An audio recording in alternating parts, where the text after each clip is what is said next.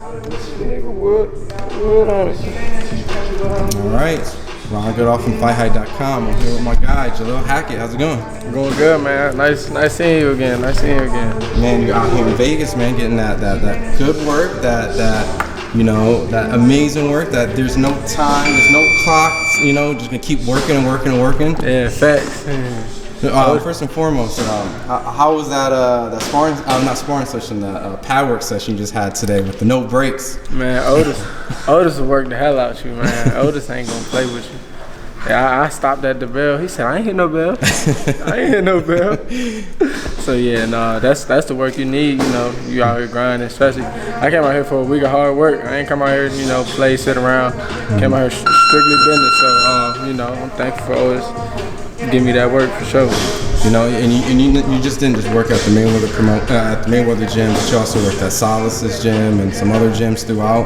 Yeah, I visited. So far, I've been to Salas gym, pound for pound with Coach Rich, and of course here. So I've been getting good work all week, man. Now, seeing the fact that you're so young in boxing, we've had our interviews, but like you turned pro as young as 16 or? I officially turned pro when I was 17. But 17. The decision to turn pro, I made that decision when I was 16. Yes. So at an early age, but you were already sparring top level guys, world professionals. Probably even younger than 16. Just how has that transition been throughout these last few years to just turning pro and just adapting to this, new attention that you're getting? It's been a hell of a transition. It's definitely had its ups and downs, but I'm getting through it. I'm still here. I'm still doing what I'm doing. So it's always a learning experience. I'm having to learn on the job, so to speak, because I'm so young. But I'm more to prepare for it. I got the team around me that's gonna make sure I'm staying on straight. So that's good. Well, and just for some of the fans and just getting some of the early backgrounds, just like what was your whole, reason of getting in boxing, your identity, and just your starting grounds, For real, I started boxing when I was 8. It was just something to do at first because I played football. As I got better at it, I was like, I'm gonna stick with it. By the time I was 13, I cut out every other sport I was playing. Football, basketball, all that. I cut everything out for boxing. Mm-hmm. And then seeing the fact that as early as you were in boxing, you were just as early as, making a decision to turn pro. And you were able to get in the rings with guys like, notably, like a lot of people said, like 15 rounds with Gervonta Tank Davis. Like, how did you guys link up, and just what's the whole background story on that? I always knew of him since I was in the amateurs and stuff. Mm-hmm. And with him being right down the highway in Baltimore and I'm in DC, it was only right that it was gonna happen at some point. And he gave me my first opportunity to come into camp with him when he was getting ready for Nunez. I did good in that camp. He vouched for me real good with Leonard and Floyd and stuff.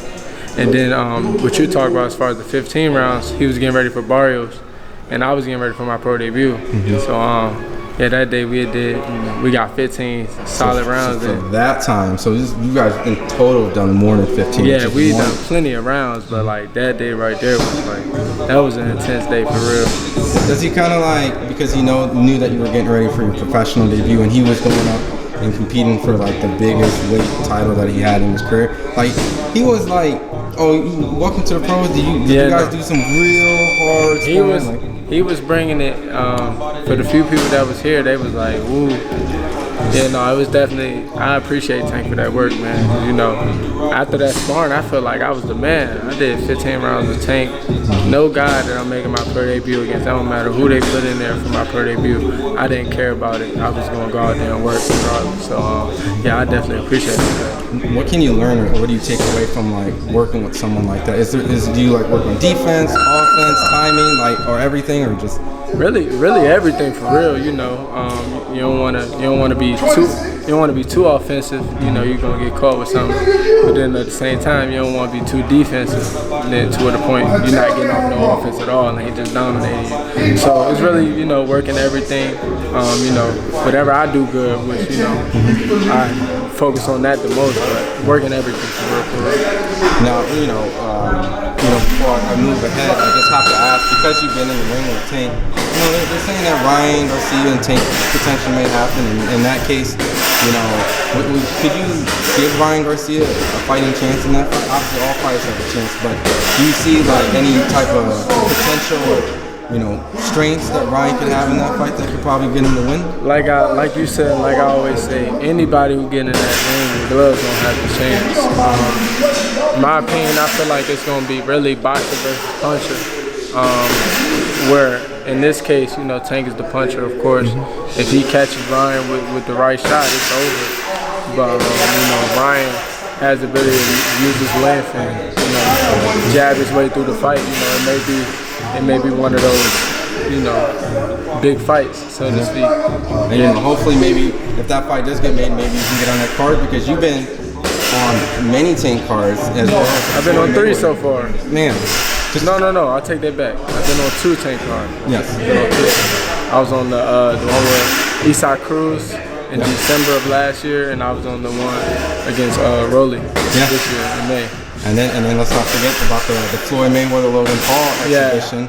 That was the debut. Yeah.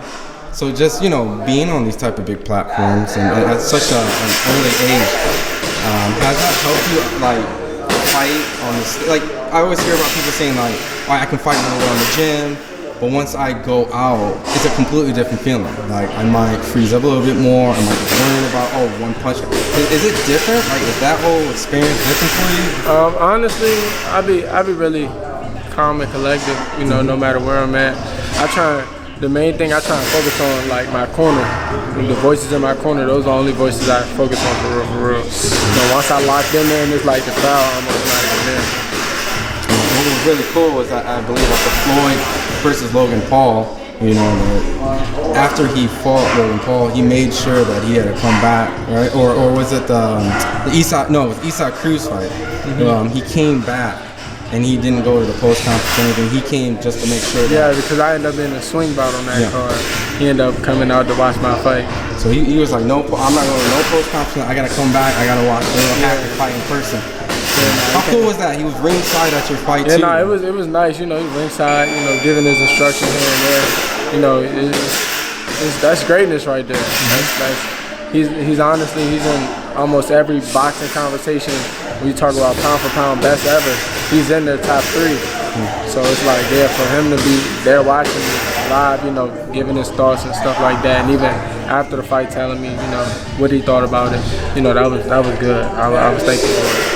And another viral moment that happened, you know, because Floyd always has these great speeches and does these stuff, but when he had the whole Canelo, that was easy work, and he was at the post conference saying that, you know, there's 2 people on the left or on the right of him, and he was speaking to Erickson Lubin and you. And I don't know if many people know that, but when he was mentioning that, Canelo, that's easy work. He was probably having a conversation in front of us with you and Erickson Lubin.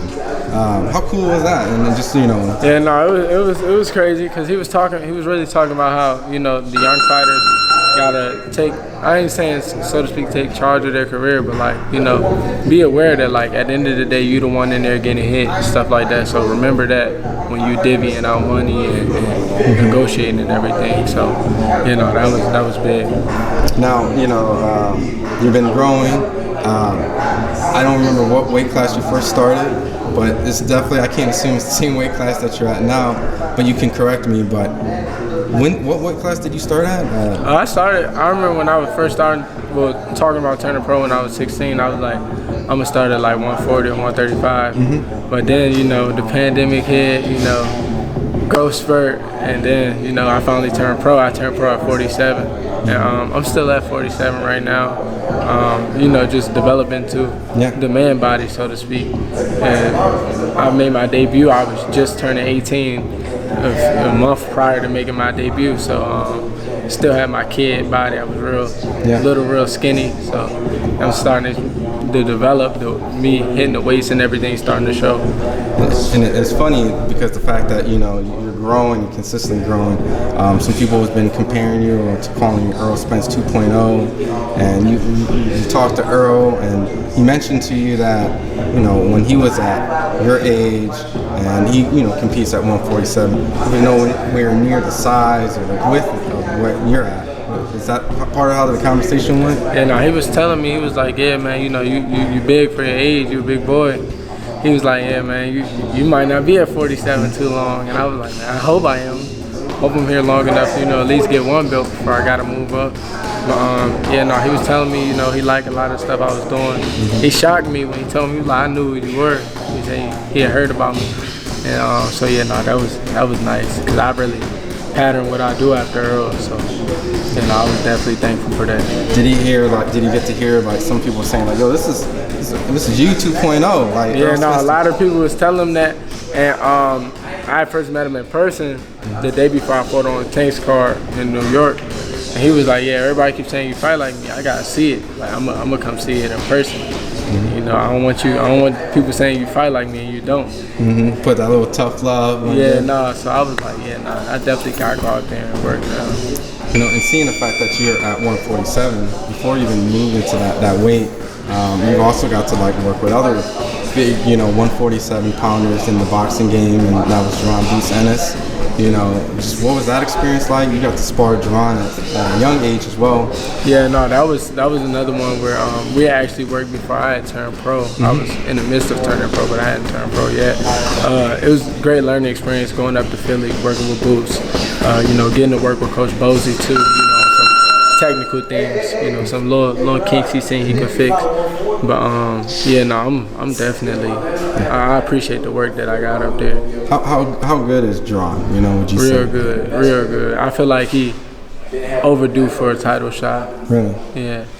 Like, and you know, you've been around like, all these people and things like that. Like, what would you rank him when it comes to the young guys? Like, you know, is he one of the best people that you had an opportunity to work with? Or like, yeah, he's up there for sure. Because the fight fans haven't seen it because they haven't had an opportunity to see him with like known names or. Yeah, no, he real versatile. Like, you know, he fight orthodox the same exact way he fights southpaw. Really? So it's like, yeah, he could beat you with whatever. Everything you do, you got to counter for it almost. And he real smart in the ring too. You know, and you're a very smart fighter. And you it's a thinking man's game, fast-paced chess, they say. Did you have to do like a constant amount of adjustments when you and Boots says? Yeah, over and over again, because it's like, if not, you don't adjust, you're gonna get caught with something. And it don't matter, you know, it's sparring, but at the end of the day, once you get up to like those bigger weights, or really any weight for real, you know, you get caught with the right shot, you going down. So it's like, yeah, you keep that head on the swivel and, you know, keep your mind sharp, because if not, you'll be a victim of a bad situation. Absolutely. And seeing the fact that you've been, you know, progressing very well. Your last fight, some people were saying that you should have probably not taken this fight, but you were really adamant in wanting to take the fight, and you were able to perform very well, and you got him out in combinations. This was all on the Gervonta Davis versus Rolly card, and Steven Espinoza, I believe, was ringside. And yeah. What was the conversation he was having to you? I know prior to the fight, he was like, you know, I want to see, you know, what you made of. You know, we putting you a little bit later back in the card, so it might be a little bit more people than you used to. And I was like, oh, I'm fine, I'm good. I can fight in front of however many people is there, whether it's 1 or 100. I don't care. I'm gonna work regardless. And you know, I went out there, did work. I beat a guy who was undefeated just like me. What was he, 4-0, 5-0? But whatever he was, all his fights, none of his fights had been past the second round. So I felt like I went out there with something to prove, and I did what I had to do. And he was excited. He was like, yeah, you know, you got a big future. You know, and being on these big platforms, and all these guys like Leonard and Floyd, and you know, I'm sure Al's watching, smiling. You know, like there's just a lot of guys watching you. I guess I do want to go backwards a little bit, and it might have been at that time when you were working with Tank for the Nunes. Potentially, it might have been the Nunes fight, but Adrian Broner came up to you, and like I remember, you know, he spoke real nice things to you right after the Tank post conference. What's your relationship with Adrian Broner? You know, because you know he spoke really nice things to you that day. I grew up watching AB. When I was younger, that was like one of the first pro fighters I got to meet. This was back when like AB was in his prime. He was knocking everybody out. So when I met him when I was like 10, I just from there on he was my favorite fighter. I idolized him. Like before Earl Spence had turned pro, any of that, it was AB. Yeah, what was it about AB that like? He was a cool. When I met him, I was young. He was a real cool dude, just like in and out the ring. You know, he won like in over his head. He won Hollywood. Like anytime he ever seen me, he'd stop. What's up, little bruh? How you? Da da da da. Take pictures, everything. So that's what everyone said. Like all the fighters around your age and the younger generation of him. Yeah, no. More often than not, social media paint a bad image of a lot of these guys. You know, they only see the bad stuff. They don't ever show the good stuff. So yeah, no, it is what it is. I always fuck with AB. I forever fuck with AB. You know, I want to see him back in the ring soon. Yeah. You know, he's going through some stuff, and people don't really respect mental health when it comes to athletes because they like, oh, you still gotta go do what you gotta do or suck it up. But no, it ain't like that. Sometimes you can't suck it up. And there's a lot of fighters that, you know, or athletes in general, that really don't. They prefer not to speak out on it because the world just gonna treat them just like they treated AB. They gonna say he looking for a way out, or he a quitter, he a punk. But no, it ain't even that. You know, it's good to also see like, you know, your support and, you know, people who, you know, in the media may not understand, you know, because everyone says, you know, Adrian's a great guy. You know, I know he puts in stuff to be entertaining, but they always mention, he's a good guy. He calls, he checks up on me, he hits me up when he sees me, always shows me a lot of love. Yeah, no, AB solid, man. AB solid. I ain't never had no bad encounter with AB ever. You know, and also with you growing up, you've been around all these guys too. You know, the young guys. Like there's pictures I think with you and Tio, Vito Milanicki. Like your dad sent me some pictures and stuff like that. Like, how cool is it now seeing that all these guys, you know, they're a little bit older than you, but like, you know, you're seeing them all succeed, become world champions, and you're just right underneath there. Yeah, no, it's great, man. You know, these guys came up in the amateur circuit with, you know, seeing each other all the time at the different tournaments and stuff. And you know how it is. You go to enough tournaments, you're gonna see the same faces over and over again. So that's how people really get cool. So it's like, yeah, no, it's good, you know, seeing that next generation of fighters come up. So yeah, no, I'm just happy to be a part of history.